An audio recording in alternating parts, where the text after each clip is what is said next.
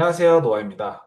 지금부터 저희가 새롭게 개정되는 토플에 대해서 한번 총체적이고 그리고 간단하게 알아보도록 하겠습니다. 어떤 것들이 출제가 되고 어떤 것들이 새로워졌고 그리고 어떻게 우리가 대비를 해야 되는지에 대해서 한번 쭉 말씀을 드려보도록 하겠습니다. 자, 우선 토플에 대해서 한번 알아볼 거고요. 그 다음에 이 코어 스킬들은 어떤 게 있는지, 그 다음에 어떻게 대비를 해야 되는지 등등을 저희가 빠르게 알아보도록 하겠습니다.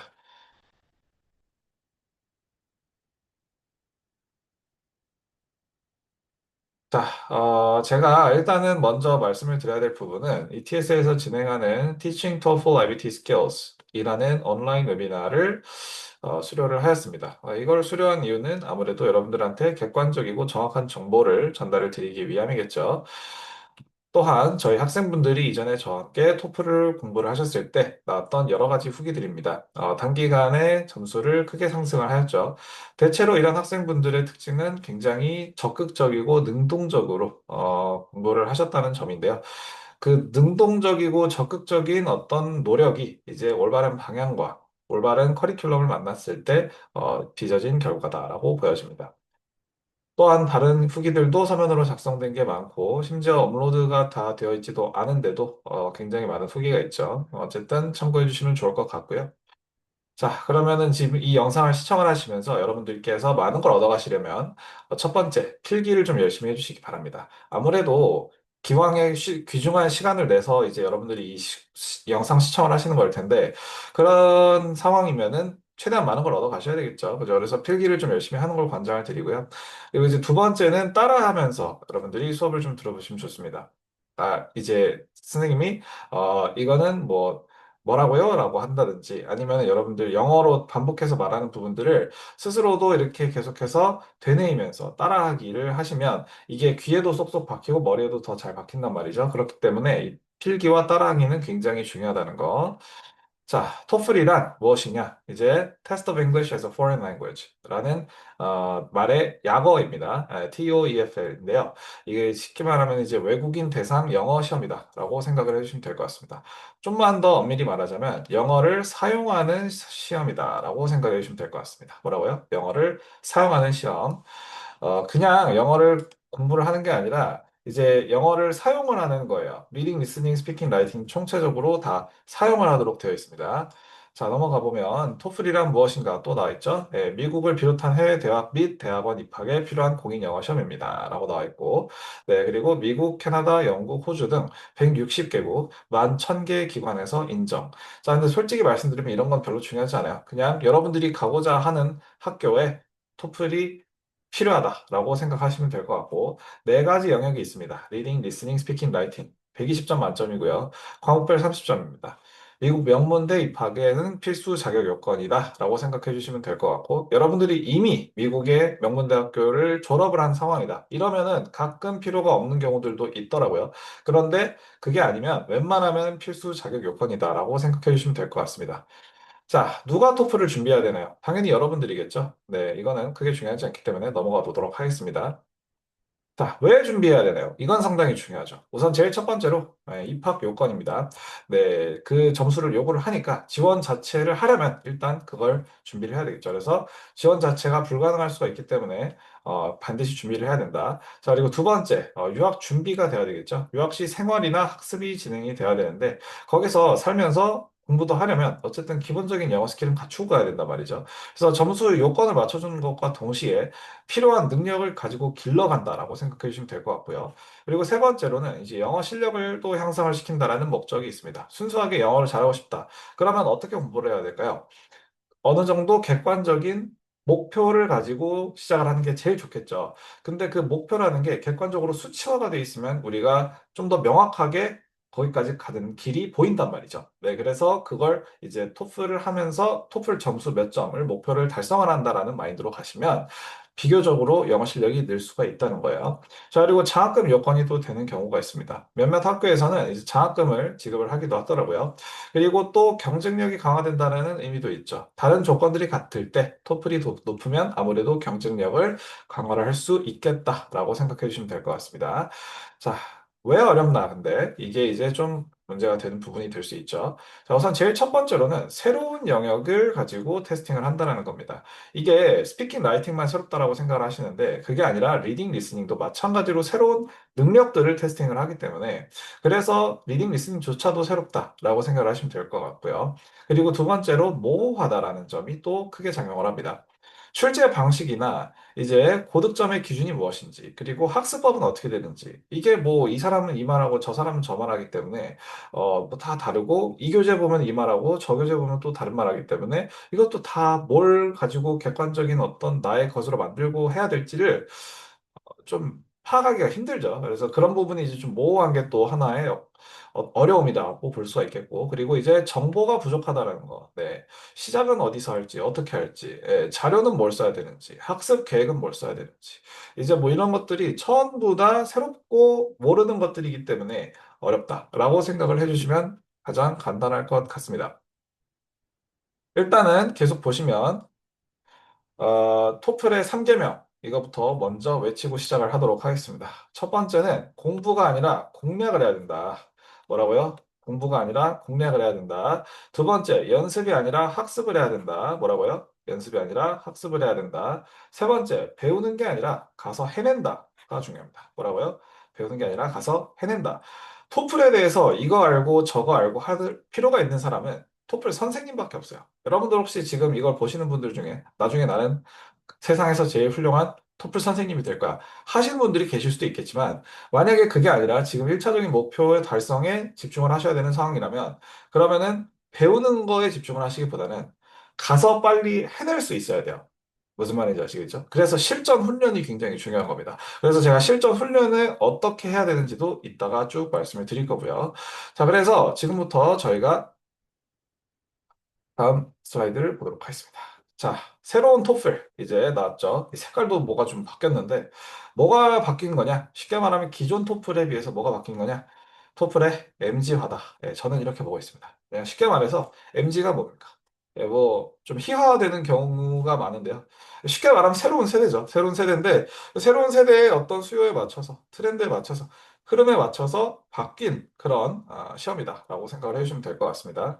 자, 그러면은 어떻게 출제가 되는가에 대해서 간단히 말씀을 드려보도록 하겠습니다.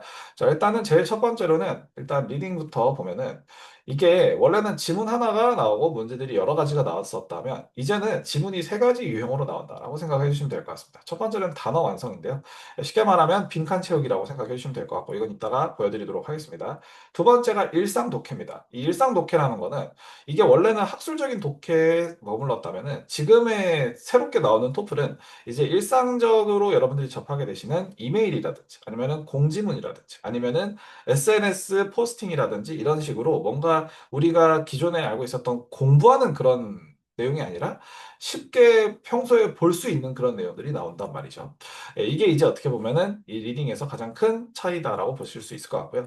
세 번째로 학술 독해는 이제 우리가 익숙한 건데, 근데 이 학술 독해조차도 우리가 조금 더 친숙한 토픽들로 이제는 나오더라고요. 이전에는 굉장히 좀 정말 학구적인 열정이 있어야지 접하게 되는 그런 질문들이 많이 나왔다고 한다면, 이제는 좀 더 캐주얼한 질문들이 그래도 나와주더라고요. 그래서 이제 문제는 뭐 35개인데, 이게 48개가 될 수도 있습니다. 네. 이게 이제 범위가 좀 다른데요, 선생님 하시면은, 예, 여러분들의 불안한 게 그게 맞습니다. 예, 살짝 범위가 좀 나아질 예정이다라고 생각해 주시면 될 것 같고요. 시간은 제가 27분이라고 써놨는데 저거는 이제 정규 시간이고 그보다 더 될 수도 있다는 거 생각해 주시면 좋을 것 같습니다. 자, 그리고 이제 리스닝도 대화 지문 있고, 근데 이제 대화 지문도 좀 짧아요. 네, 짧고, 그리고 공지 듣기도 있겠고, 그리고 학술적인 듣기가 있습니다. 근데 여기서 이제 하나가 더 있는데, 이게 올바른 응답을 가지고 하는 문제들이 또 나와주거든요. 네, 올바른 응답을 가지고 하는 문제들이 이제 토익일 여러분들이 보신 적 있으시다면 아마 익숙하실 텐데, 이런 질문에 대해서 올바른 응답은 뭐냐? 이것도 이제 같이 나와준다라고 생각해 주시면 될 것 같습니다. 마찬가지로 문제도 한 35문제 나올 예정이고요. 그리고 이제 타임은 27분 정도 나올 예정입니다. 아시겠죠? 그리고 라이팅이 이제 세 가지가 나오는데 첫 번째가 문장 영작인데 엄밀히 말하면 문장 완성이라고 보시면 좋을 것 같아요. 그러니까 문장을 가지고 이제 일정 빈칸을 몇 개를 두고 그 빈칸에 들어가야 되는 단어들의 순서를 가지고 맞추는 그런 문제가 있겠고, 그리고 두 번째가 이메일 작성. 이게 사실 또 굉장히 달라진 부분 중 하나인데, 이전에는 그냥 에세이를 썼잖아요. 그죠? 근데 이제 지금은 우리가 이메일을 작성하는 게 또 따로 생겼습니다. 그래서 이메일을 작성하는 템플릿을 보고 이제 또 공부를 해야 되는 그런 상황이 됐죠. 네, 뭐 토플 공부해서 이렇게 갔는데 학생들이 이메일을 잘 못 썼는지 뭐 이런 걸 트레이닝을 시켰다라고 생각을 했나 봐요, 이 토플에서. 그래서 이제 네, 이메일 작성을 하는 게 생겼고, 그리고 세 번째로 토론형 작성하는 거는 이제 지금 나오고 있는 그 토론형이 맞습니다. 그래서 예, 이런 문제들이 생겼다는 거, 이거는 12문제가 나올 예정이고 이제 23분 정도 총 나올 예정입니다. 자, 그리고 나서 스피킹은 이제 마지막에 나와요. 이게 마지막으로 빠진 이유가 뭐 제가 생각을 했을 때는 이게 리스닝이랑 좀 겹치기 때문에 남들 스피킹할 때 내가 리스닝을 해야 되니까 자꾸 방해를 받는다라는 학생분들의 민원이 좀 많았던 것 같습니다. 근데 이런 게 이제 바뀌려면 솔직히 말하면 진작에 바뀌었어야 되는데, 왜냐면 토플이 그 전에도 두 번인가 바뀌었잖아요. 2019년에 한 번, 2023년에 한 번. 이렇게 바뀌었어야 되는데 그게 안 바뀌었죠. 예, 지금은 일단은 지금이라도 바뀌었으니까 얼마나 다행입니까? 그죠? 자, 두 가지 유형의 문제가 나올 예정이다. 첫 번째는 듣고 따라하기입니다. 네, 듣고 따라하기는 이제 쉽게 말해서 방금 말한 문장을 가지고 너네가 한번 따라해 보세요 라는 건데, 이거는 이제 우리가 평소에 쉐도잉 연습을 많이 해야 된다라는 걸 좀 암시를 합니다. 자, 그리고 발음이나 이런 것도 유의를 해야 되겠죠. 강세라든지. 두 번째로 인터뷰 보기가 있는데, 야, 이거 이제 난리 났습니다. 예, 독립형이 원래 한 문제 나오던 게 네 문제씩 나온다라고 생각을 하시면 될 것 같아요. 예, 원래는 통합형이 좀 있어가지고 이제 만약에 순발력이 좀 떨어지는 학생분들 같은 경우는 리딩 리스닝 점수를 가지고 통합형에 좀 이용을 해서 또 점수를 어쨌든 가져갈 수 있는 게 있었는데, 이번에는 이제 인터뷰 자체가 나와버리기 때문에 순발력이 좀 많이 약한 학생들 같은 경우는, 아니면 좀 인터뷰 같은 걸 좀 잘 못한다라는 학생들 같은 경우는 좀 추가적인 어려움이 생기게 됐습니다. 그래서 리딩 리스닝에서 좀 더 쉽게 나오는 게 이제 라이팅 스피킹에서 조금 더 어렵게 이제 살짝 버퍼가 된다, offset이 된다, 이렇게 생각을 좀 해주시면 될 것 같습니다. 그래서 뭐 12문제 나오고요. 그리고 8분 정도 나올 예정입니다. 자, 몇 가지 이제 말씀드릴 건, 적응형 시험이라 이제 문제 시간과 개수가 좀 달라질 수 있다. 예, 이게 유형이 객관적으로 쉬워 보이기는 하지만 어렵게 출제를 하려면 얼마든지 어렵게 출제를 할 수 있는 그런 문제들이라는 걸 살짝 암시를 하고 있습니다. 그리고 이제 2026년 1월 21일 이전 최적화 문제로 문제 수가 달라질 수 있다라고 하는데, 뭐 자꾸 이렇게 그냥 좀 정해주면 좋을 텐데 자꾸 달라질 수 있다고 하는지 모르겠어요. 그리고 이제 문제는 안내 등 다른 시간 소요되는 요소를 배제한 시간이다. 뭐 그렇죠. 이제 이런 거는 배제를 해야죠. 자, 그럼 계속 보도록 하겠습니다. 자, 또 무엇이 바뀌었는지 계속 보면은 더 일반적인 영어 시험이 된 거다, 결국에는. 예, 배경 지식이라는 것 자체의 필요성이 원래도 사실 별로 필요 없기는 했지만 더욱더 낮아졌다라고 생각하시면 될 것 같고, 그리고 더 쉬운 스피킹 라이팅. 예, 스피킹 라이팅이 모르겠어요. 저는 더 쉽다고 느껴지는데, 이게 또 한국 사람들은 이게 좀 인터뷰나 독립형 자체를 더 무서워하는 경우가 많았었거든요. 제가 이렇게 가르쳐 보니까. 그래서 이 스피킹은 체감 난이도는 좀 다를 것 같다. 예, 사람마다. 영어 실력 외의 요소를 근데 최대한 제외해 준 건 맞습니다. 예. 자, 그리고 이제 적응형 시험이라 문제 시간이나 개수가 달라질 수 있어요. 섣부르게 얼마나 쉽다, 어렵다는 판단이 좀 힘들다라고 생각해 주시면 될 것 같고요. 새로운 점수 체계가 또 도입이 됩니다. 여기 CEFR 있죠? 네, CEFR이 이제 뭐냐라고 하면은, 이제 여러분들이 만약에 프랑스어나 스페인어 이런 거 관심 있으시면은 델프나 델레라는 시험을 아마 알고 계실 텐데요. 그 시험들에서 출제가 되는 그 어떤 점수 기준이랄까요? 그래서 그 점수 기준이 어떻게 되는 거냐? 그냥 쉽게 말하면, 토플 총점이 이게 원래 총점이죠. 1점부터 120점까지. CEFR은 등급입니다.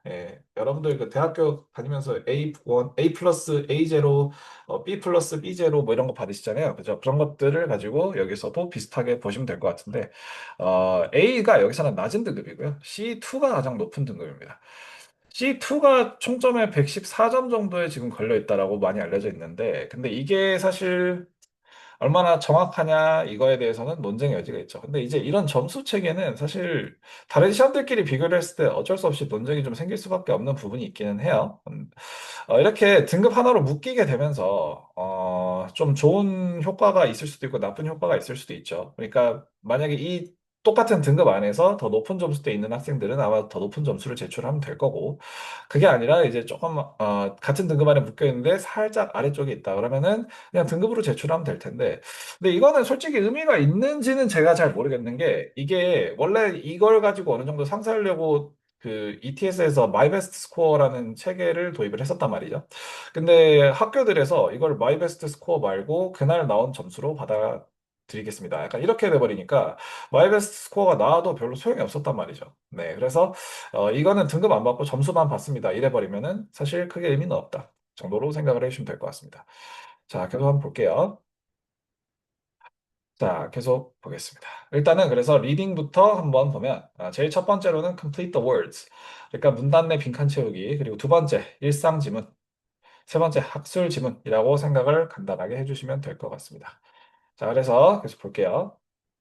자, 일단은 단어 완성 지문입니다. 자, 이런 식으로 출제가 됩니다. 뭐 지문이 있고 그리고 이제 단어를 가지고 빈칸을 몇 개 주고 나머지 빈칸에 철자들을 채워라 이건데 이거는 이제 아무래도 타이핑으로 쳐서 입력을 하겠죠. 그죠?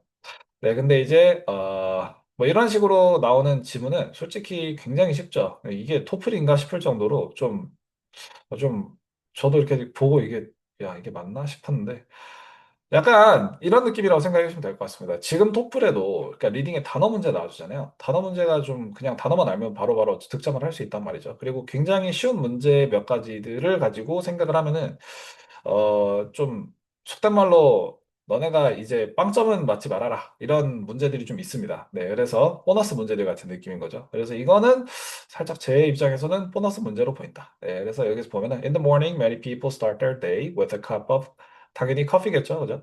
네, 혹시나 COF로 시작하는 단어 중에 컵에 들어가고 마시는 건데 그리고 더 feel more awake 하는 건데 커피 말고 다른 게 생각이 나신다면 제 생각에 지금 이거는 우리가 토플을 공부를 할 단계가 아니시니까 좀 다른 공부를 좀 먼저 하셔야 될 것 같습니다. 자, 어쨌든 여기서 이제 F, 이런 식으로 넣어주는 거고요. 그죠? 그리고 some prefer TE 하고 여기 마지막에 있는데 with their breakfast 하는데 이게 breakfast는 이미 여기 있고 커피의 대체제가 될 만한 걸 그럼 여기서 골라야 되겠죠. 그러니까 당연히 T 이런 식으로 고르는 거. 그러니까 이게 이제 단어 완성 문제입니다. 아시겠죠? 이게 이제 단어 완성 문제고 철자의 개수가 그대로 들어가 있기 때문에 여러분들이 좀 더 쉽게 접근을 하실 수 있는 문제다라고 저는 보여지고요. 정답은 이런 식으로 볼 수 있을 것 같습니다. 자, 넘어가서 이걸 근데 대비하려면 이제 어떻게 해야 되느냐? 일단 첫 번째로 난이도가 어떻게 되냐면 초급에서 진짜 해봤자 중급일 것 같아요. 일상생활 주제에 단락에서 첫 글자만 제공을 한다. 그런 다음에 이제 나머지 빈칸들을 가지고 채워 넣으면 되는 거죠. 그리고 채점 포인트는 이제 문맥을 제대로 이해를 했는가, 그리고 철자가 정확한가. 뭐 예를 들어서 커피도 스펠링 틀리면 안 되겠죠. 예상 출제 빈도는 이제 지문 하나를 주고 거기서 5개에서 한 8개 정도의 공란이 나올 거니까, 네, 빈칸이 나올 거니까, 그래서 그걸 가지고 채워주면 될 것 같습니다. 자, 공략 방법은 우선 첫 번째로 이 글자, 첫 글자 몇 개가 어떻게 되는가, 그리고 이제 문맥이 어떻게 되는가로 즉시 단어를 추론을 하고, 가면 되겠죠.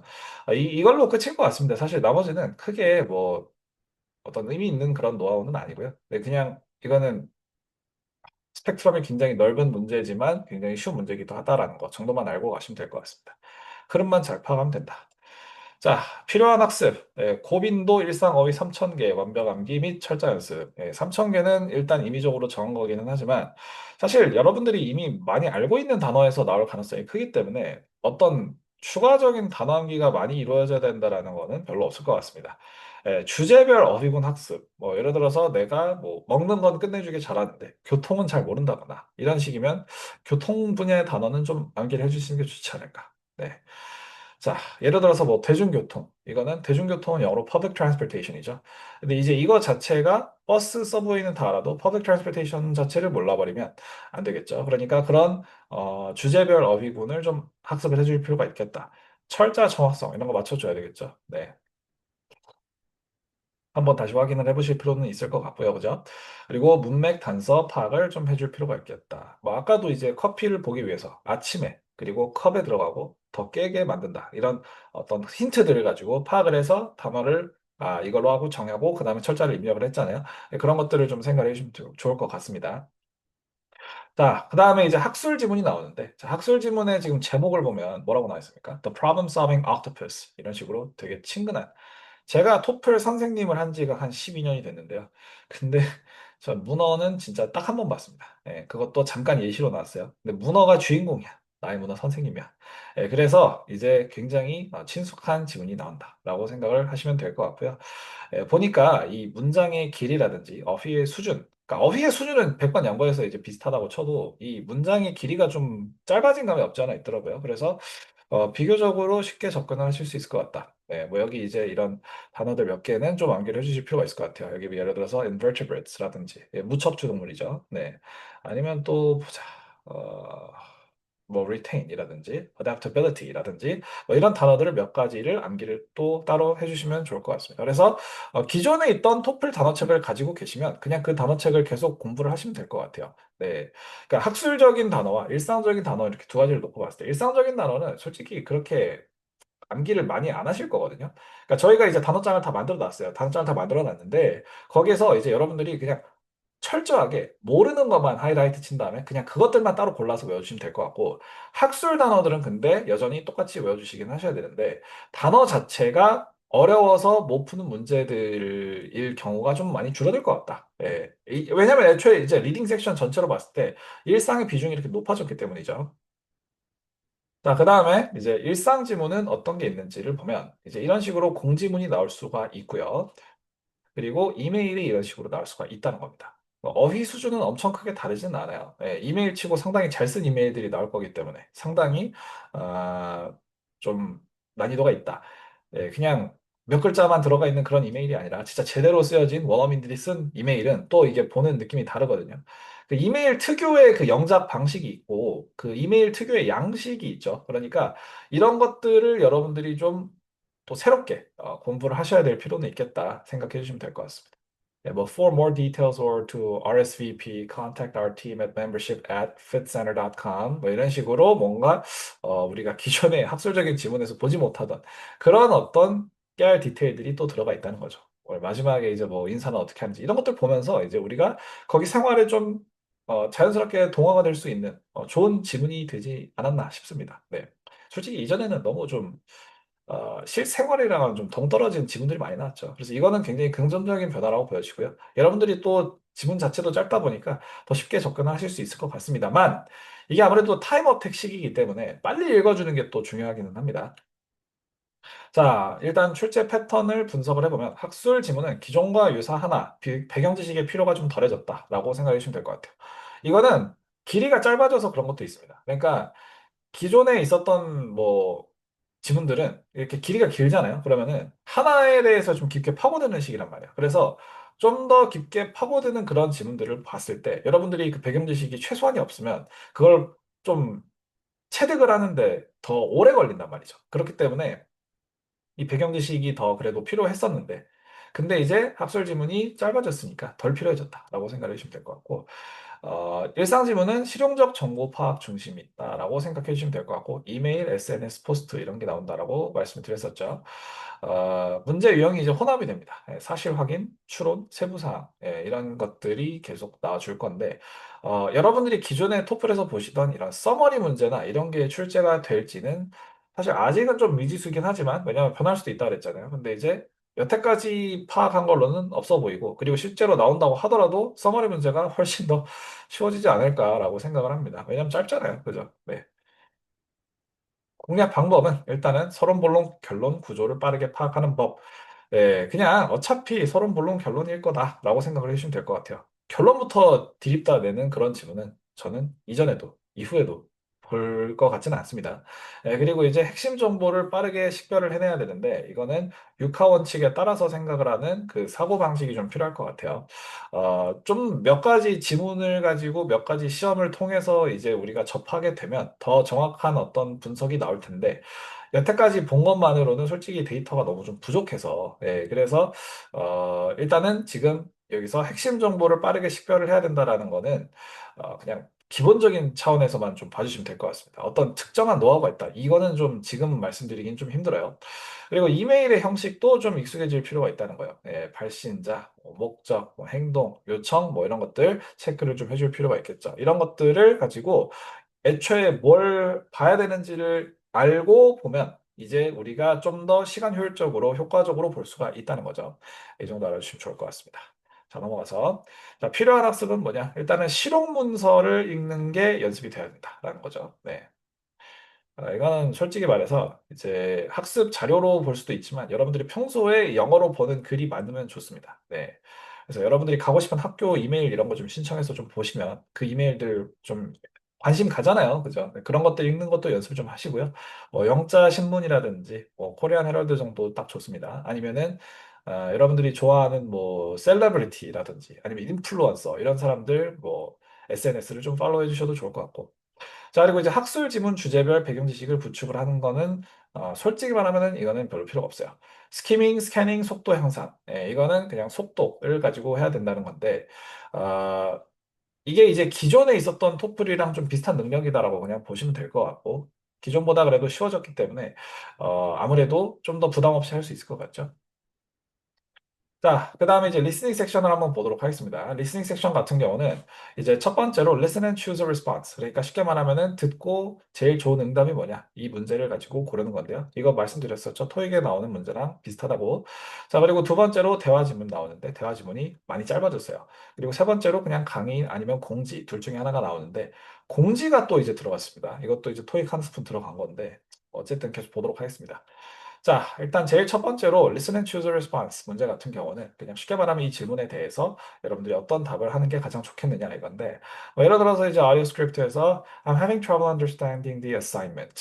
Could you explain it again? 이라고 물어보면 이제 이거는 첫 번째 The assignment is due next week. 그거 다음 주까지인데 글쎄요. 설명해 달라는데 이건 좀 그렇죠. 두 번째, sure. Which part is confusing you? 자, 이게 이제 정답이겠죠. 그죠? 그러니까 이런 식으로 딱 물어본 질문에 대해서 최적의 정답을 가지고 골라주는 건데, 이게 지금 보면은 토익이랑 난이도가 좀 비슷해 보이거나 더 쉬워 보이는 문제도 있을 것 같습니다. 네. 그래서 이제 이것도 그냥 기존에 토익 하셨던 분들한테 상당히 유리한 문제가 됐죠. 그렇게 생각해 주시면 될 것 같고, 자, 출제 패턴은 이제 그냥 뭐 먼저 말한 거에 대해서 가장 적절한 응답을 좀 선택을 해주셔야 되고요. 난이도 범위가 단순 일상 대화에서 학술적인 논의도 있을 수는 있을 것 같아요. 네, 그러니까 뭐 물어보는 게 강의에서 어떤 질문이 나온 거에 대해서 어떤 응답을 해야 되는지 이런 것도 있을 수 있겠죠. 그리고 평가 요소는 이제 맥락을 잘 이해를 했는가, 그리고 말의 기능을 잘 파악을 하는가, 그리고 적절한 말인가 이런 것들 등이 들어갈 것 같습니다. 그래서 이걸 가지고 잘 학습을 하실 수 있는 자료들이 저희가 이제 개발 중에 있으니까요. 잘 받아보실 수 있도록 하시면 좋을 것 같습니다. 자, 일단은 첫 번째로 화자 의도 파악이 핵심인 문제다라고 생각을 해주시면 될 것 같고요. 이게 뭐 질문을 하는 건지 아니면 어떤 요청을 하는 건지 제안인지 우려를 표출하는 건지 등등 그 의도를 먼저 파악을 잘 하는 것. 그리고 두 번째, 맥락상 어색한 거는 제끼면서 보셔야 됩니다. 그래서 이거는 여러분들이 그 물리적으로 제끼는 행위를 하시면서 가면 좋거든요. A4 용지에다가 A, B, C, D 쓴 다음에 A가 나왔을 때 이상하다 그러면 싶으면 A는 바로 그냥 제껴버리고 B도 이상하다 싶으면 바로 제껴버리고 들었을 때 바로 그 문제가 끝나기 전에 골라주는 게 핵심입니다. 예, 그래야지 이게 뒤로 가면서 이제 밀리지가 않아요. 그래서 딱 그때 끝을 내야 된다. 그러면은 먼저 이제 아닌 것들은 빨리빨리 제거가 돼야 그 결정이 쉬워지겠죠. 그래서 그렇게 생각해 주시면 될 것 같고 세 번째로 단순 키워드 매칭 함정주의. 그래서 키워드 아까 이제 보셨던 것처럼 이제 이런 식으로 I'm having trouble understanding the assignment라고 물어봤으면은 여기서 assignment 하나 듣고 그냥 assignment 나왔다고 해서 그냥 꽂아버리면 안 되는 거지. 무슨 말인지 아시겠죠? 그래서 이제 이 키워드만 가지고 고르면 안 된다. 그리고 네 번째는 formal 그리고 informal 톤을 구분을 좀 하자라는 겁니다. 아시겠죠? 자, 계속 보도록 하겠습니다. 필요한 학습은 뭐가 있냐? 적절한 응답 패턴 학습이 좀 필요하겠죠. 아무래도 뭐 동의를 할 때는 동의를 하는 건 어떤 단어를 쓰는지, 거절은 어떤 단어를 쓰는지, 제안은 어떤 단어를 쓰는지, 설명은 어떻게 하는지, 뭐 이런 것들. 그리고 두 번째로 학술적 토론 맥락의 응답도 연습이 또 따로 돼야 됩니다. 아시겠죠? 네. 그리고 세 번째로 부적절한 응답을 판별하는 훈련도 좀 따로 되어야 될 것 같고요. 말씀 다시 드리지만 이거는 이제 관련 학습 자료가 개발이 되고 있으니까요. 빨리 받아보실 수 있도록 하겠습니다. 자, 그리고 이제 conversation. 이라고 나오는데 이 conversation은 진짜 정말 초보적인 conversation부터 좀 더 어려운 것까지 다양하게 있습니다만 일단은 초보적인 것부터 보여드리면 어떨까 해서 보여드리도록 하겠습니다. 일단은 남자 Hi, I need to return this book 이라고 이제 용건을 대뜸 꺼냅니다. 그러니까 기존에 이제 대화 지문 같은 경우는 인사말과 용건 이 두 가지가 이렇게 나눠지는 경우들이 많이 있었고 그래서 그 두 가지를 구분을 해서 이해를 했어야 됐던 경우들이 많았는데 이제는 이제 좀 초급 지문이 이렇게 나오는 게 기존에 있었던 대화 지문들 같은 경우는 초급이라도 해도 어느 정도 난이도가 있었는데 이거는 초급이 아예 진짜 초급이 나와버리니까 좀 쉽게 그 용건을 파악할 수 있게 된 것 같습니다. 그래서 용건부터 대뜸 어쨌든 준다라고 생각해 주시면 될 것 같고 Okay, do you have your library card? 물어보는데 드리죠. 그죠? Great. The book was due yesterday. So there's a small late fee of $2. 진짜 비싼데요. 네, 하루 늦었다고 $2를 달라고 하다니. 요즘 물가로 3,000원인데. 네, 그 중고 책값이 그 정도 안 될 텐데, 그죠? Oh, I didn't realize. Can I pay now?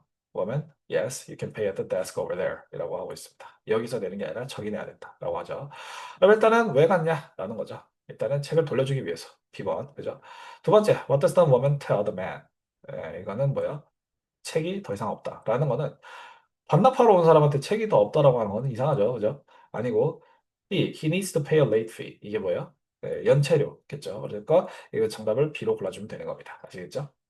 자, 그리고 나서 어떤 게 또 나오느냐? announcement. 어떻게 나오는지 한번 보겠습니다. Today we're going to discuss a photosynthesis, the process by which plants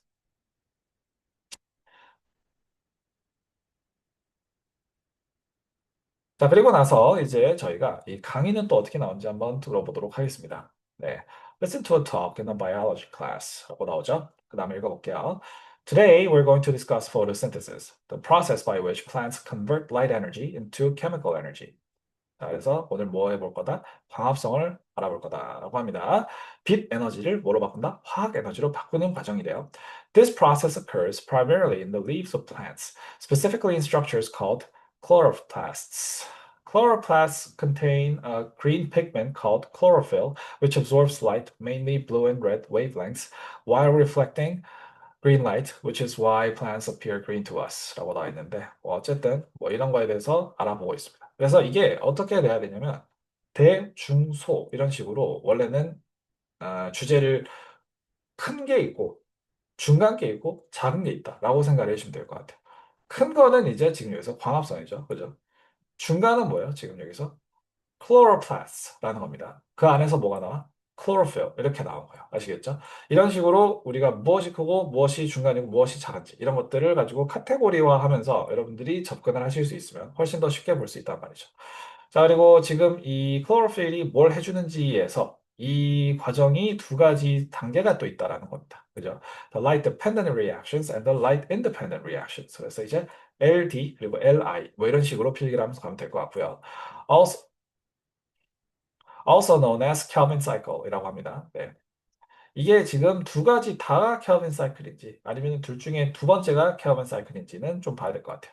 During the light dependent reactions which occur in the thylakoid membranes 말이 어려워요. Light energy is used to split water molecules, releasing oxygen as a byproduct 라고 나오고 있습니다. 자, 그래서 이제 첫 번째인 LD에서는 이게 어디서 생기는데 어디서 생기는지가 이게 중요한 게 아니에요. TM 이런 식으로 쓰면서 가면 되고 라이트 에너지가 뭘 해요? split water molecule 한다는 겁니다. 네, 그래서 산소가 그 산물로 생긴다는 거고요. This is where the oxygen we breathe comes from. 이게 우리가 그 숨쉬는 산소가 오는 곳이다라는 거죠.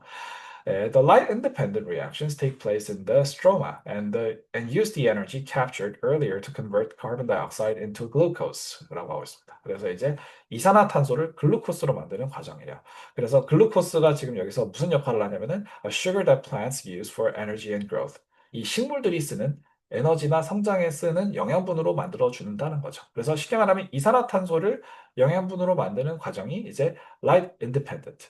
그리고 이 물을 가지고 빛을 가지고 이제 뭘 만들어요? 산소를 만드는 게 뭐예요? 이제 light dependent reaction 이렇게 되는 거죠. 그래서 LD는 oxygen 이렇게 쓰시면 될 것 같고 그리고 LI는 뭐라고 쓰면 돼? sugar이라고 쓰면 되겠죠. 그래서 이렇게 보시면 될 것 같고, understanding photosynthesis is crucial because it's the foundation of most food chains on Earth. Without it, life as we know it couldn't exist. 라고 합니다. 그래서 이게 굉장히 중요하다라는 마무리를 한마디 하고 갑니다. 기존에 있었던 리스닝 지문을 좀 아시면은 아마 좀 느끼시겠지만, 야, 이거 진짜 쉬워졌는데? 라고 싶으시겠죠. 근데 이제 이게 짧아도 얼마든지 어렵게 낼 수는 있지만, 어쨌든 짧다라는 것 자체가 체감 난이도는 그래도 쉽다는 거죠. 그러니까 예를 들어서 뭐 마라톤을 42.195km를 뛰는 거냐, 아니면 10km를 뛰는 거냐. 당연히 10km 뛰는 게 더 쉽죠. 그죠? 네, 딱 그 정도 분량이네, 지금 보니까. 그죠? 그래서 이제, 체감 난이도는 확실히 쉬워졌다라고 생각하시면 될 것 같습니다. 뭐, 기존에도 길기는 했지만, 이거보다 절대 더 막 쉽고 이러지만은 않았어요. 그래서 기존 유형을 유지를 하되 더 일반적인 주제로 변화가 됐고요.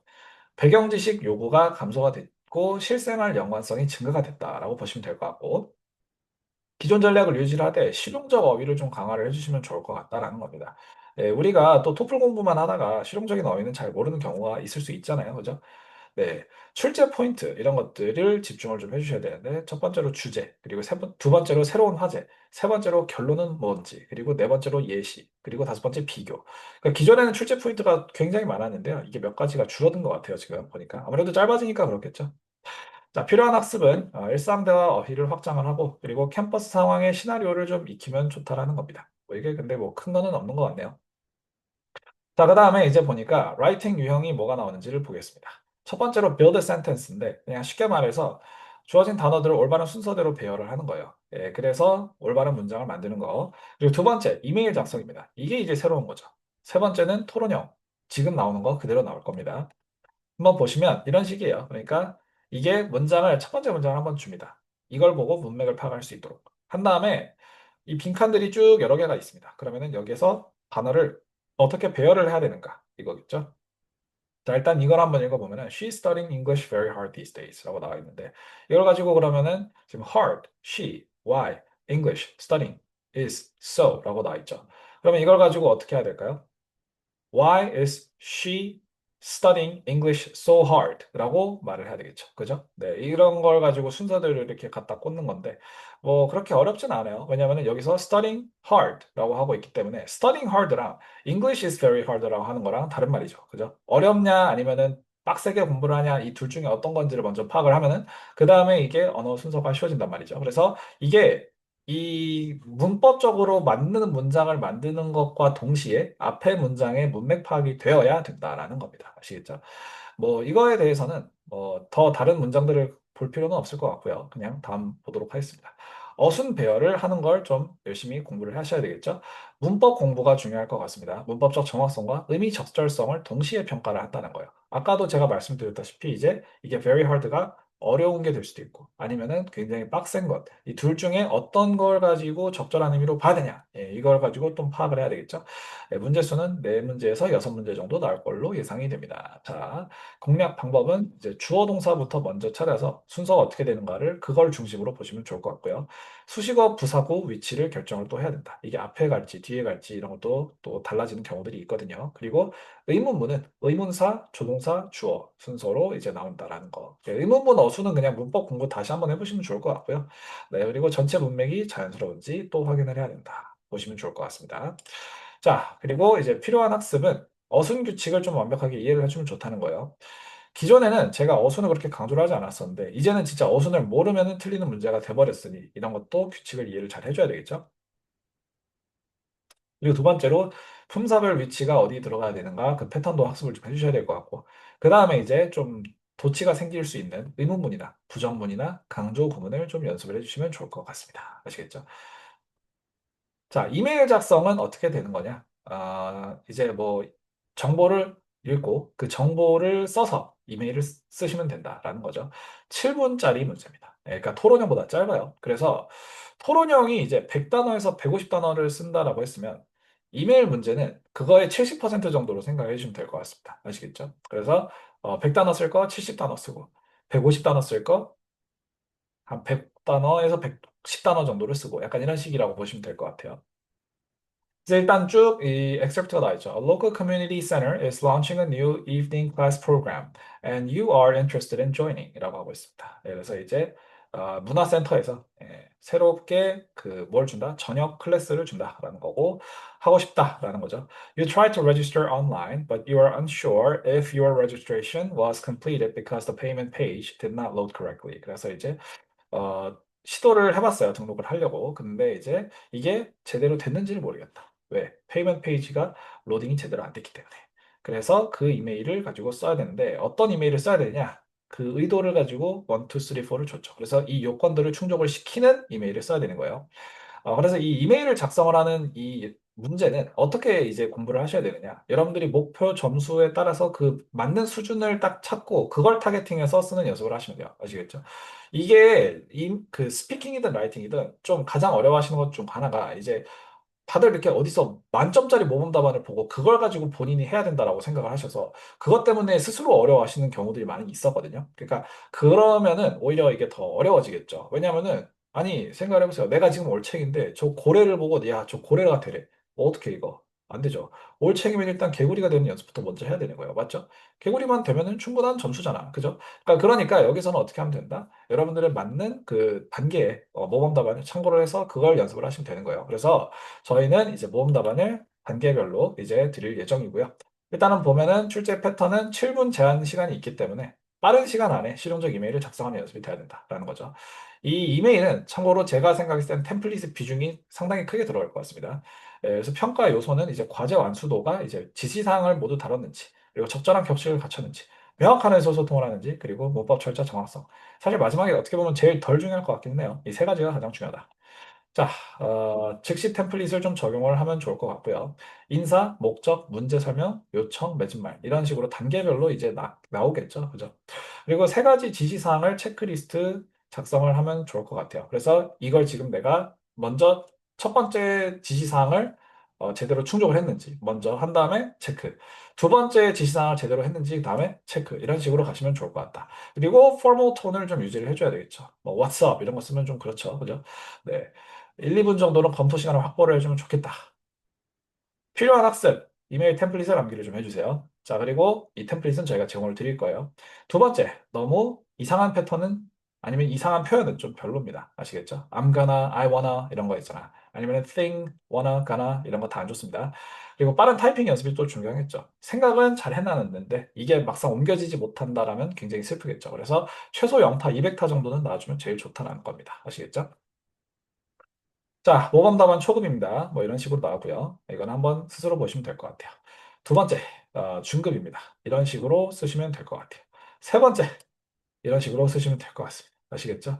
그러니까 이거는 이제 이 템플릿을 공부하는 것과 동시에 이메일을 작성할 때 쓰실 수 있는 여러 가지 포멀한 표현들을 저희가 이제 또 제공을 해드릴 예정이니까 그걸 가지고 영작하는 연습을 따로 하시면 그 표현들이 여러분들께 되고 이게 토플뿐만이 아니라 여러분들이 실제로 가서 유학 생활을 하시거나 아니면 해외에서 직장 생활을 하실 때도 다 써먹을 수 있는 표현들이기 때문에 반드시 그렇게 학습을 좀 해주시기 바랍니다. 아시겠죠? 자, 그 다음에 이제 토론형 문제 봐야죠. 토론형은 그냥 쉽게 말하면 읽고 쓰는 건데 이걸 10분을 준단 말이죠. 이 10분을 어떻게 쓰시면 좋냐면 우선 제일 첫 번째로는 3분 브레인스토밍. 요즘 해주셔야 돼요. 이게 생각을 명확하게 다 해놓고 계획을 명확하게 짜놓으면 우리가 쉽게 접근을 할 수 있어요. 근데 생각을 하지 않은 상태로 그냥 10분 딱 주어졌는데 저걸 가지고 내가 맥스로 써야지 하고 바로 라이팅, 타이핑부터 시작을 하시면 이거는 절대 좋은 에세이가 나올 수가 없다. 아시겠죠? 네, 그리고 나서 6, 7분 정도는 작성을 해야 되겠죠? 그 다음 마지막 1분 정도가 남으면 이제 프루프리딩을 하는 겁니다. 아시겠죠? 그래서 이렇게 세 가지 단계로 이제 시간 분배를 해서 쓰시면 될 것 같고요. 자, 이제 이런 식으로 출제가 되는 게 토론형입니다. 예, 여기 보시면은 이제 어, 상황이 살짝 나오고 그 다음에 뭘 해라가 나오고 그 다음에 여기서 뭐가 나오느냐? 주제가 나옵니다. 엄밀히 말하면 주제가 있고요. 그리고 앞에 배경 지식이 있습니다. 그래서 배경 지식이 이렇게 있고 거기서 주제가 나오는 거기 때문에 완전한 이해를 위해서는 다 읽는 게 제일 좋지만 여러분들이 지금 너무 내가 어렵다라고 하시면은 그냥 주제 마지막 줄만 읽고 가셔도 거의 한 85%에서 90% 정도의 정확성은 가지고 시작을 할 수 있어요. 너무 오프토픽 나지 않을 정도의 이해는 할 수가 있기 때문에 마지막 줄부터 읽어보시는 걸 추천드립니다. 그 다음에 여기서 이제 뭐가 나와? 의견 1, 그리고 두 번째로 의견 2, 그리고 여러분들이 의견 3를 쓰시는 거예요. 아시겠죠? 얘네 둘 얘기는 참고를 해줘도 되는데 안 해줘도 돼요. 여러분들이 여기 있는 걸 그대로 베껴 쓰는 게 아니면 어쨌든 얘네 걸 써도 점수가 어느 정도는 나오게 돼 있습니다. 아시겠죠? 네. 자, 그래서 이것도 이제 그 정확한 어떤 고득점의 기준이 뭐냐, 아니면 내가 필요한 점수의 기준이 뭐냐, 이게 이제 또 되게 어려운 부분이란 말이죠. 그래서 저희는 수준별로 모범 답안을 제공을 해드릴 예정입니다. 그래서 초급을 쓰면 이런 식이 되겠고, 중급을 쓰면 이런 식이 되겠고, 그리고 고급을 쓰면은 이런 식이 된다라고 생각을 해주시면 될 것 같고요. 뭐 쓰는 표현이라든지 아니면 논리의 깊이, 구체성, 적합성, 적절성 이런 것들이 다 되게 다양하게 채점이 되는데요. 이 토플 스피킹이든 라이팅이든 어떻게 생각을 해주시면 될 것 같냐면은 답변에 정답은 없어요. 그러니까 음식이랑 똑같아요. 정답은 없어요. 뭐 어떻게 해야 된다가 없어. 그냥 어느 정도를 넘으면 되는 거예요. 아시겠죠? 네, 뭐 예를 들어서 미슐랭 투스타 음식이다라고 하면은 미슐랭 투스타 음식은 어떤 음식이어야 돼라는 정답은 없어요. 그죠? 그냥 이거는 미슐랭 투스타 수준의 음식이다라는 게 있는 것뿐이지. 그렇기 때문에 그 정도를 넘는 거에 이제 목표를 하셔야 되고 그 정도라는 걸 여러분들이 머릿속에 확실하게 스스로 각인을 하시려면 이거는 여러 번 다른 사례를 가지고 겪으면서 써보는 수밖에 없어요. 써보고 피드백 받고 아시겠죠? 모범 답안도 많이 확인을 해보고 그래서 처음 하실 때 이걸 가지고 어떻게 접근을 하시면 되느냐 일단 첫 번째 구조부터 잡으시고요. 두 번째 아이디어 생각하는 연습을 또 따로 해보시고 세 번째로 그 쓴 걸 가지고 제출하고 피드백을 많이 받아보셔야 돼요. 네 번째, 피드백 재실습을 해보셔야 돼요. 아시겠죠? 예, 그래서 피드백 재실습, 피드백 재실습, 피드백 재실습. 이게 사실 어떻게 보면 가장 본질적인 점수 상승이 일어나는 구간이고, 점수를 일단 1차적으로 만드는 게 앞에 있었던 먼저 구조 잡고 브레인스토밍 하는 거. 이 두 가지가 또 핵심이라고 할 수 있겠습니다. 자, 스피킹 문제로 넘어가 보도록 하겠습니다. 자, 일단은 listen and repeat 이게 있어요. 이거는 이제 쉽게 말하면 문장 들려주고 그거 다시 한번 너가 말해봐 라는 거겠죠. 그리고 두 번째, 인터뷰 문제입니다. 네, 인터뷰는 독립형 4개가 한 번에 나온다라고 생각을 해주시면 될 것 같아요. 아시겠죠? 자, 여기 보시면 이제 문제들이 이렇게 나올 겁니다. 자, 이런 상황에서 어떤 문장이 나옵니다. 네, Welcome to the City Art Museum, home to both classical and modern collections 라고 나와 있습니다. 네, 이런 식으로 읽어주면 이제 우리가 그걸 듣고 기억해서 그대로 읽어줘야죠. 이 문장을 다시 보여주지 않기 때문에 기억력도 상당히 중요합니다. 제가 옛날에 통역할 때 겪었던 어려움 중 하나인데요. 이 기억력이 또 좀 중요한 역할을 합니다. 네, 그러면 좀 치사한 거 아닌가 하실 수 있는데, 이게 언어 능력 자체가 원래 기억력을 어느 정도 베이스로 깔고 가야 되기 때문에, 그래서 이런 능력까지도 같이 좀 측정이 되는 거다라고 보시면 될 것 같고요. 네, 그래서 이거는 섀도잉 연습이 굉장히 중요해진다라고 생각해 주시면 될 것 같습니다. 자, 출제 패턴을 보면은 완전히 신유형이죠. 네, 그래서 정확하게 따라 읽어야 됩니다. 정확하게. 이거는 따라하기 능력도 좀 중요한 것 같아요. 네, 평가 요소는 발음, 억양, 유창성, 리듬 이렇게 보시면 될 것 같고요. 기억력도 한몫하겠죠. 막말로 내가 들었던 문장 중에 첫 단어도 기억이 안 나. 이래 버리면 안 돼요. 자, 그죠? 그 다음에 계속 보겠습니다. 상황은 박물관 안내, 공지사항 등 다양한 실용적인 맥락이 나올 거고요. 문장 수는 한 6개에서 8개 정도 나올 텐데, 야, 이거 뒤로 가면서 살짝 후덜덜해지겠는데요. 특히 이게 좀 어렵게 내려면 정말 어렵게 낼 수도 있는 거기 때문에, 이 문제는 이게 보이는 것처럼 그렇게 쉽지만은 않다라는 거 미리 좀 말씀을 드리겠습니다. 공략 방법은 음성을 주의 깊게 듣고 억양 패턴을 좀 기억을 해야 된다는 거. 이거는 이제 화살표 같은 거 그리면 좀 더 쉽게 파악을 할 수 있지 않을까 싶고요. 이렇게, 이렇게. 뭐, 강하게 말을 했던 곳에선 별표 한번 치고, 이런 식으로 여러분들이 필기를 한 다음에 가면 될 것 같아요. 이건 근데 그냥 들으면서 기억하는 거랑 이 필기를 병행을 하는 것 자체가 좀 별도의 난이도가 될 수 있기 때문에 그래서 이건 또 또한 다른 연습이 좀 필요할 것 같습니다. 그 다음에 척크 단위로 끊어읽기 연습. 예, 이게 어느 지점에서 끊기고 어느 지점에서 이어지는지 이런 것도 연습이 좀 돼야 될 것 같아요. 감정이나 톤까지 모방을 할 수 있으면 제일 최고입니다. 실수해도 멈추지 말고 계속 진행. 예, 여러분 이거는 제가 스피킹할 때 항상 말씀드리는 건데요. 반복하시면 안 돼요. 아시겠죠? 여러분, 피아니스트 콘서트 가면 피아니스트가 건반 하나 틀리면 뭐 처음부터 다시 쳐요. 아니잖아요. 뭐 래퍼가 가사 하나 뭐 한 글자 틀렸다고 처음부터 다시 해요. 아니잖아요. 그죠? 그러니까 우리가 어떻게 생각해야 된다? 이 실수가 좀 있더라도 끝까지 가야 된다. 완주해야 된다. 걸려 넘어져도 마라톤 완주해야 된다. 아시겠죠? 네. 이 반복하지 않는 거 되게 중요합니다. 스피킹에서. 왜냐하면 반복을 하는 순간 이제 시간도 깎아먹지만 여러분들의 자신감이 깎여요. 그리고 이 자신감이 깎이는 게 굉장히 큽니다. 아시겠죠? 자, 그리고 이제 필요한 학습은 쉐도잉 집중훈련 이게 필요하다고 말씀드렸었죠. 그 다음에 이제 연음, 강세, 억양 이런 것들 중요하다. 다양한 문장 구조 발음 연습도 해야 된다. 그리고 공지문, 안내문, 낭독 훈련을 좀 하시면 좋다는 거예요. 아시겠죠? 사실 아까 보면은 이게 지금 공지문을 한 문장 한 문장으로 쪼개 놓은 거란 말이지. 그래서 이제 그 한 문장 한 문장으로 쪼개 넣었지만 어쨌든 이게 합쳐지면 공지문이란 말이에요. 그러니까 그 공지문을 가지고 낭독을 하는 연습을 해야 된다는 거야. 아시겠죠? 자, 보겠습니다. 그 다음에 이제 인터뷰. 대망의 인터뷰 문제입니다. 예, 쉽게 말해서 이런 상황에서 이런 질문들을 할 거예요. 그러니까 예를 들어서 여러분들이 면접을 보러 갔어. 그러면 그 면접 보러 갔을 때 거기서 질문 하나만 하고 딱 끝내지는 않잖아요. 왜 지원하셨죠? 하고 딱 듣고 합격. 이런 거 잘 없어요. 예. 여러분들이 BTS가 아니면 이런 일은 잘 없습니다. 그렇기 때문에 이 인터뷰 상황을 이제 아예 가정을 한 거예요. 원래 제가 이전에 말씀드렸던 게 독립형 문제가 나오면은 그게 인터뷰 대비시키려고 사실 내는 문제다라고 말씀을 드렸었는데 이제는 진짜로 인터뷰 문제가 나오기 시작했습니다. 예, 근데 그 인터뷰 문제 같지만 사실은 독립형이 반 정도는 그래도 섞여 있는 그런 문제인 거예요, 사실은. 그래서 여기 보시면은 You have agreed to participate in a research study about technology and daily life라고 나오고 있습니다. You will have a short interview with the researcher. The researcher will ask you some questions. 그래서 이제 질문들을 몇 가지를 할 건데요. 우선 첫 번째, Thank you for speaking with me today. 이런 말은 원래 이런 뜨뜻미지근한 말은 기존의 토플 독립형에서는 볼 수가 없어. 근데 이제 이렇게 진짜 친근하게 대화를 해주듯이 해주죠. 그죠? I'm conducting a study about how technology affects people's everyday routines. To begin, could you tell me, do you use technology more for work or for the personal life? Why? 이렇게 물어보면 이거에 대해서 또 답을 블라블라블라 해야 되겠죠. 그죠? 그리고 나서 듣고 나서 이 사람이 또 interesting 하면서 follow-up 질문을 하는 거예요. People often say technology makes life more convenient, but others think it creates stress and distraction. What is your opinion? Do you think technology helps people save time or actually makes them waste more time? Why? 라고 합니다. 그러면은 여기서 이제 또 save time 하고 뭐뭐뭐뭐 얘기를 하면 그 다음에 이제 now let's talk about communication. 네, 이게 바뀌어요. Some argue that social media helps people stay connected, while others worry that it reduces face-to-face interaction. What is your experience? Do you believe social media has improved your relationships or not? 이렇게 또 물어봅니다. 그래서 소셜 미디어 때문에 뭐 좋아졌다, 안 좋아졌다라고 하면 되겠죠. 그죠?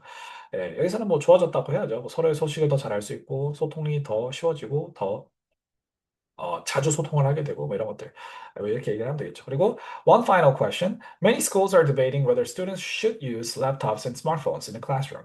Do you think allowing technology in class improves learning or does it harm students' focus? Why or why not? 이렇게 물어보면 거기에서도 답을 할 겁니다. 자, 이것도 이제 제가 아까 라이팅에서 잠깐 말씀드렸던 것처럼 여러분들이 모범 답안을 수준별로 학습을 하시는 게 굉장히 중요하기 때문에 그래서 그 수준별 모범 답안의 예시를 몇 가지를 같이 보여드리면서 그냥 마무리를 짓도록 하겠습니다. 자, 일단은 출제 패턴은 이런 식이고요. 뭐 그냥 세네 개 정도 관련 질문에 답변을 한다. 그리고 이제 기술 일상 교육 등 일반적 토픽이 나올 건데 토픽이 그래도 일반적이기 때문에 여러분들이 막 엄청 방황할 만한 토픽은 아닐 거예요. 자, 그리고 이제 난이도가 좀 증가를 한다는 거예요. 초반에 쉬운 질문에서 나중에 좀 깊이 있는 질문으로. 그다음에 자연스러운 대화 흐름을 또 평가를 한다라는 겁니다. 공략 방법은 첫 번째로 입장을 명확하게 표현을 해야 돼요. 그리고 두 번째로 일관성을 좀 유지를 해야 됩니다. 아까는 좋다고 했다가 뒤에는 안 좋다 이래버리면은 생각이 오히려 더 혼선이 옵니다. 생각이 혼선이 오면 여러분들이 말이 막히게 되고 말이 막히면 점수도 막히게 돼요. 아시겠죠?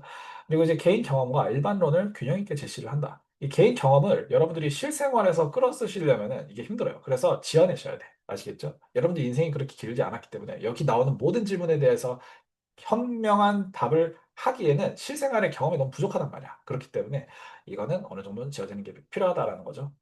예. 자, 그리고 답변 길이를 좀 조절을 해야 돼요. 네, 답변 길이는 여러분들이 알아서 잘 해줘야 된다. 자, 필요한 학습, 주제별 입장 정리 및 근거를 준비해야 되는 거예요. 약간 면접 준비하려면은 이 질문 저 질문에 대해서 답변을 미리 준비를 해놔야지 효과적으로 가서 답을 할 수 있잖아요. 그리고 이제 스토리 뱅크가 구축이 돼야 됩니다. 이거는 제가 이전에도 말씀을 많이 드렸었던 건데 독립형 문제들이 토픽이 여러 가지 있기 때문에 이 답변에 어떤 데이터, 빅데이터 풀을 만들어야 된다라고 말씀을 드렸었는데 이것도 스토리 뱅크가 따로 있어야 된다는 거예요. 나는 어떤 사람이다라는 이 빅데이터를 쌓아야 된다는 거지. 그리고 논리적 연결어를 사용을 훈련해야 되겠죠. 뭐 but, however, for example, 뭐 in addition, 뭐 also 뭐 이런 것들. 자, 그리고 레벨별 표현력 업그레이드. 내가 이제 어느 정도 점수를 목표를 한다라고 하면은 그 점수에 걸맞는 표현들로 답변을 구성을 해주는 것도 필요하기 때문에 그래서 그 표현을 가지고 내가 더 높은 수준으로 갈수록 더 높은 점수를 목표를 할수록 이제 더 높은 수준의 답변 표현을 가지고 연습을 하셔야 되겠다. 그리고 그 연습을 하실 방법은 저희가 다 제공을 해드리도록 하겠습니다. 그래서 보시면은 이제 초급 버전이랑 중급, 고급 버전이 이제 저희가 보여드리는 게 그 똑같은 질문 하나에 대해서 이렇게 보여드리는 거고요. 뭐 보시다시피 이제 길이부터 차이가 나죠. 길이부터 차이가 나는데 문장 길이도 더 초급은 짧고, 그죠? 중급은 조금씩 더 길어지죠. 뭐 이제 쉽게 말하면은 초급은 한 단락으로 구성이 주로 된다면 두 번째 중급은 두 단락으로 구성을 하기 시작을 하고요.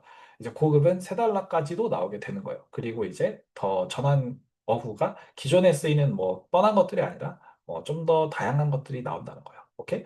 네, 이렇게 생각해 주시면 될 것 같고 다양한 질문들에 대해서 모범 답안을 이렇게 보여드리도록 하겠습니다. 네, 그러면 이제 어떻게 토플을 준비해야 되는지에 대해서 말씀을 드려보도록 하겠습니다. 자, 우선 제일 첫 번째로는 이제 준비는 일단은 제일 중요한 거는 현재가 지금 상황이 어떤지를 파악을 해야 돼요. 그리고 타임라인이 좀 나와줘야 됩니다. 내가 7, 8, 9월에 할 건지, 1월, 2월, 3월에 할 건지 이런 타임라인 있죠. 그리고 학습 계획을 좀 같이 세워야 되는데 이거는 혼자 하기 힘들기 때문에 웬만하면 사교육의 도움을 좀 받으시는 게 좋아요. 아니면 뭐 AI의 도움이라도 받으세요. 아시겠죠? 혼자 막 하려고 하지 마시고. 대체로 뭐 토플을 뭐 1년 해야 된다더라, 2년 해야 된다더라, 이런 식으로 좀 어디서 잘못 듣고 타임라인을 좀 너무 여유 있게 잡으신 경우가 많은데, 오히려 이렇게 되면 흐지부지 될 가능성이 굉장히 큽니다. 아니, 토플 학원을 2달 다니는 것도 힘든데, 이걸 막 2년짜리 계획을 잡아버려. 아니, 뭐 이태원 클래스냐고. 뭐 어떻게 하려고. 예? 안 돼요. 아시겠죠? 그래서 짧게 하고 끝내는 게 토플입니다. 자, 두 번째로 학습을 이제 해야 되겠죠. 학습을 할 때 이제 무슨 뭐 토플에 대해서 챕터 1, 챕터 2, 챕터 3 이렇게 배우시면 이것도 오래 걸립니다. 아시겠죠? 빠르게 유형 파악하고 그 다음에 실전 풀이를 하면서 이제 부가 학습을 해줘야 되는 거예요. 여기서 실전 풀이는 이제 뭐예요? 말 그대로 이제 진짜 문제를 푸는 거죠. 그죠? 풀이를 하면 거기서 플러스 뭐가 필요해? 오답 노트라든지, 예? 아니면 암기라든지, 아니면은 피드백 재실습, 예? 이런 것들 있잖아.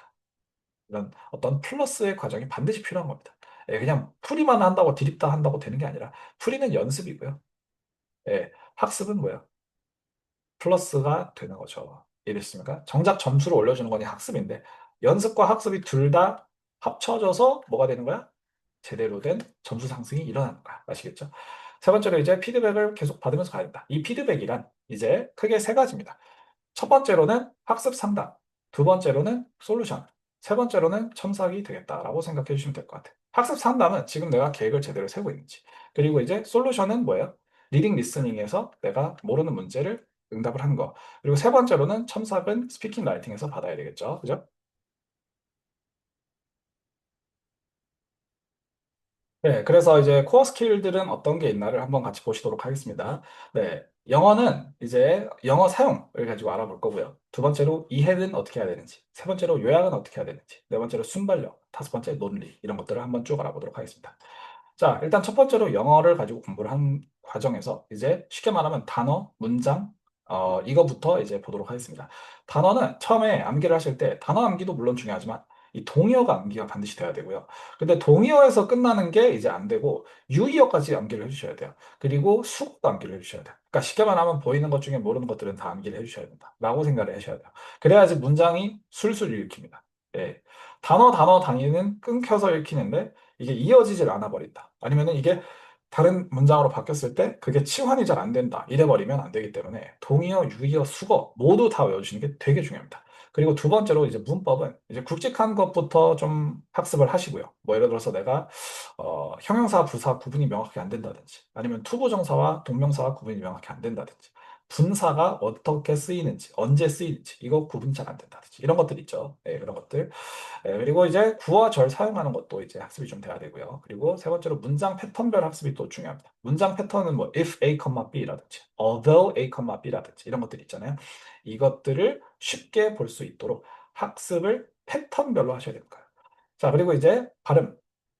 처음에 확 고쳐야 됩니다. 아시겠죠? 여러분들이 아마 발음이 지금 안 좋은 습관들이 다 있으실 텐데 처음에 바로 때려잡아야 돼요. 그리고 이제 지속적으로 연습을 좀 해줘야 되는 겁니다. 그게 자신감의 굉장히 핵심이기 때문에 그렇습니다. 그래서 이것들이 어떻게 보면은 비토플적인 약간 영어 학습이 되는 이 영어 학습에 집중을 이렇게 하셔야 된다는 거고요. 두 번째 가기 전에 이제 저희가 말씀을 드릴 게 있습니다. 지금 말씀드린 이 모든 것들을 학습하기 아주 좋은 단어 학습 플랫폼인 인보카를 소개해 드립니다. 예, 여러분들 여기 아래 있는 링크 있죠? 예, 끝나고 저희가 한번 보내드릴 테니까 들어가서 가입해서 한번 사용해 보시고요. 자, 여기 보시면은 이제 이렇게 단어를 리스트로 볼 수 있을 뿐만이 아니라 플래시카드로도 학습을 하실 수 있고 여기 있는 전체 연속 재생을 누르시면은 여러분들 다른 거 하시면서 이거를 음성으로도 들으실 수가 있어요. 네, 음성으로 이제 나오는 단어를 여러분들이 입으로 따라 하시면서 들으시면은 굉장히 단어 학습에 효과가 좋습니다. 속도 조절도 할 수 있기 때문에 이것도 참고해 주시면 좋을 것 같고요. 그 다음 보겠습니다. 영작 연습을 또 하실 수 있습니다. 그리고 발음 연습도 하실 수 있습니다. 그래서 영작 연습이 또 특히 중요한 게 아까 말씀드렸다시피 이제 이메일이든 에세이든 스피킹이든 이 표현을 가지고 문장을 만들어 보는 연습이 또 따로 돼야 돼요. 그래서 이걸 가지고 여러 번 영작을 하시면서 지금 어떻게 고칠 수 있다라는 걸 가지고 피드백을 받고 그 다음에 고치면서 하나하나 학습이 필요한 거예요. 이게 뉴토플의 굉장히 중요한 능력을 연습을 시켜줄 수 있는 아주 좋은 그런 플랫폼이 될 예정입니다. 자, 그럼 계속 이어서 이해는 어떻게 해야 되는가? 이건데.